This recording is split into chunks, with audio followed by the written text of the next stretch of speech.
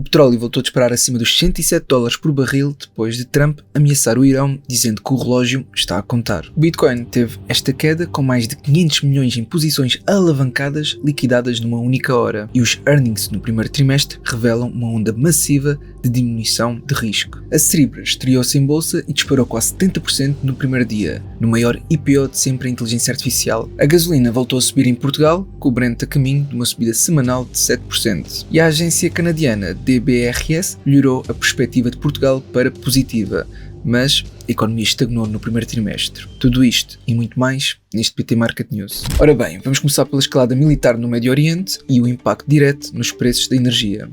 Então, o crude norte-americano ultrapassou a barreira dos $107 por barril depois de Donald Trump ter publicado nas redes sociais que o Irão tem um relógio que está a contar e que não vai sobrar nada deles. Mas não ficou pelas palavras. Fontes oficiais confirmam que Trump reuniu a sua equipa de segurança nacional na Situation Room para discutir opções militares contra o Irão e falou diretamente com o primeiro-ministro israelita sobre a possibilidade de reiniciar operações militares. Do lado iraniano, o país respondeu com as suas próprias condições para um cessar-fogo, portanto, a fim da guerra em todas as frentes do Médio Oriente, levantamento de sanções, libertação de fundos congelados e compensação por danos de guerra. Washington, por sua vez, exige uma entrega de 400 kg de urânio e a limitação de uma única instalação nuclear. Basicamente, as duas partes estão em polos diferentes. E para piorar, o Estreito de Hormuz continua praticamente fechado. Os custos de transporte marítimo entre Xangai e o Golfo bateram máximos históricos, que está acima de picos da pandemia. Isto significa que tudo o que passa por aquela rota fica mais caro.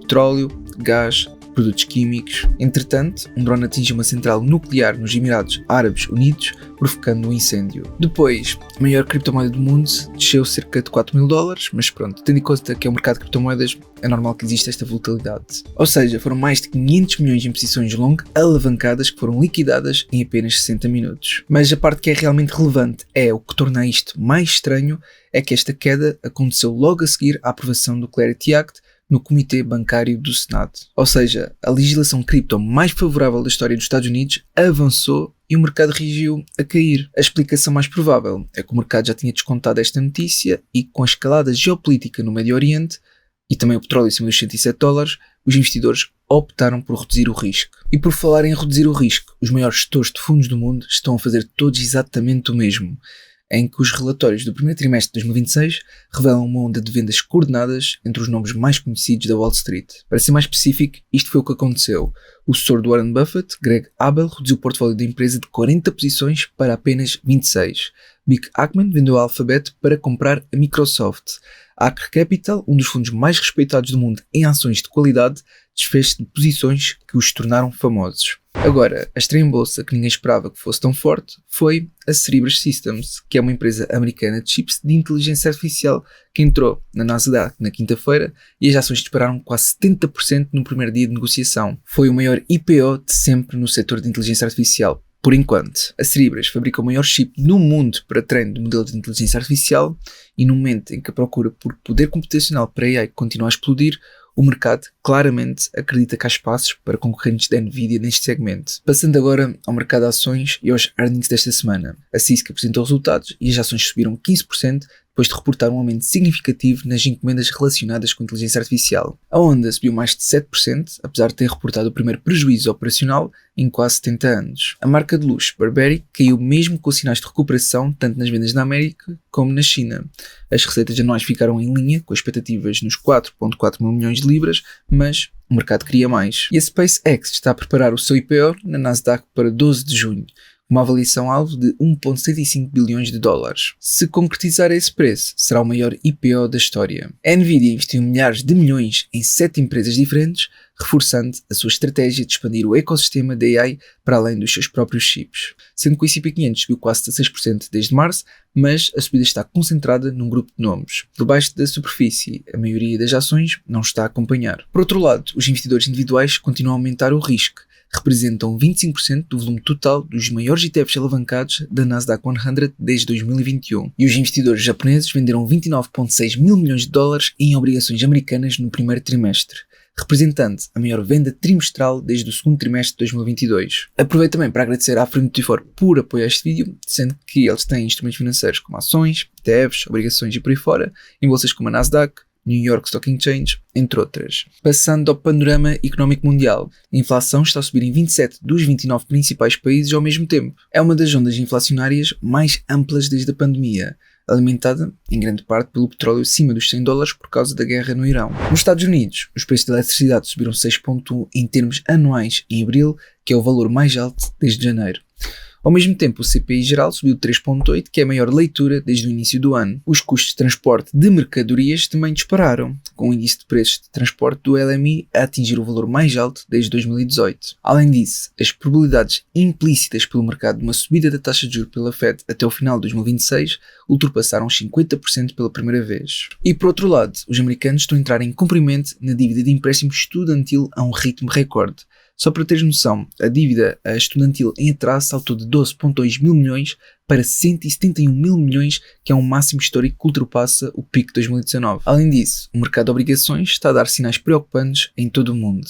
As yields britânicas a 30 anos atingiram 5,86, que é o valor mais alto desde 1998. No Japão, a yield a 30 anos bateu um recorde histórico de 4,09.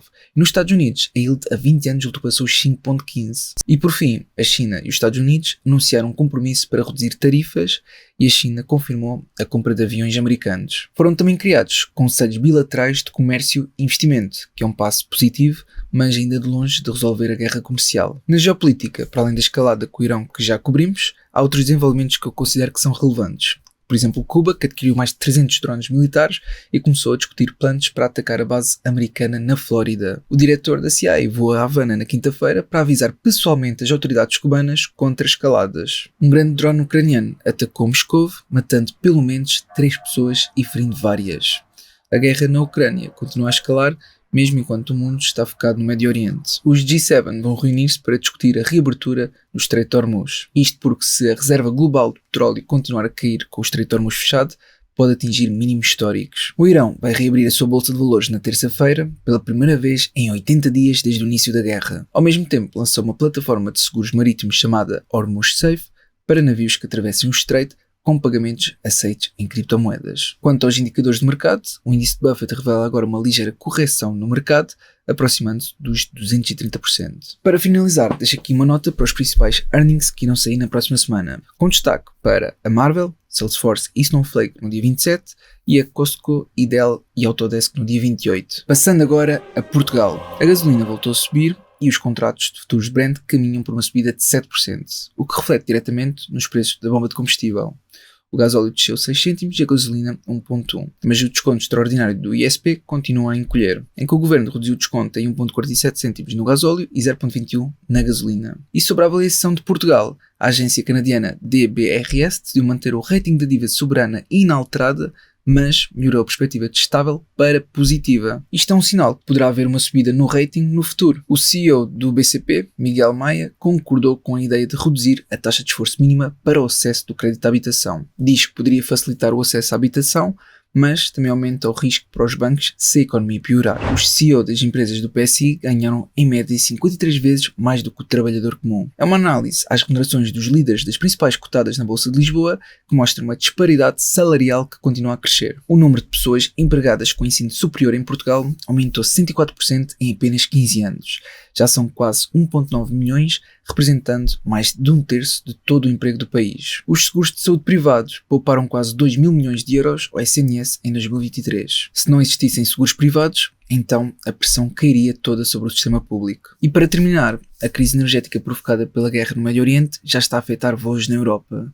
Houve cancelamentos por falta de jet fuel e a Comissão Europeia anunciou que os passageiros não terão direito à indenização nestes casos. Por isso, é tudo por este PT Market News. Eu realmente espero que tenha sido útil. Se foi, não esqueças de colocar gosto para apoiar e até uma próxima.